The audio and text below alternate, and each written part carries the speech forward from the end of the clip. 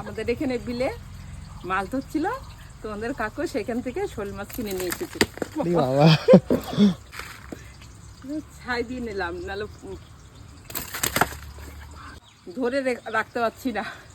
বিয়ের আগে আমার দাদাও এরকম শোল মাছ নিয়ে আসতো, কেটে রান্না করে দিতাম, সেই কথা মনে পড়লো এখন। এই মাছ কাটতে খুব কষ্ট। মাছটা কাটা হয়ে গেছে, এবার ধুয়ে নিয়ে এসে রান্না করব। এবার আলুটা ভেজে নিচ্ছি। আজকে আমি জিরে বাটা দিয়ে শোল মাছের রসা করব।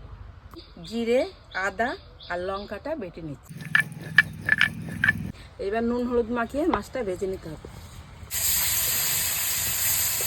মাছটা ভাজা হয়ে গেছে, এবার নামিয়ে ফেলছি। ওই তেলের মধ্যে জিরে আর তেজপাতা দিয়ে দিচ্ছি।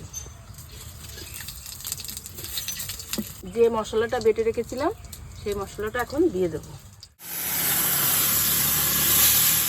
টমেটোটা দিয়ে দিচ্ছি, নুন দিয়ে দিচ্ছি, একটু চিনি দিয়ে দিচ্ছি, এবার জল দিয়ে দিচ্ছি।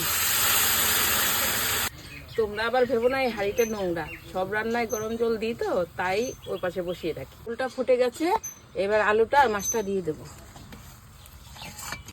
শোল মাছ অনেক রকম করে রান্না করা যায়।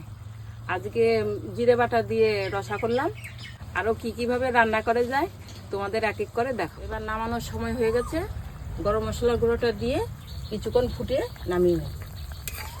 বন্ধুরা, আমার শোল মাছের রসা হয়ে গেছে, তাহলে এবার নামিয়ে নিলাম।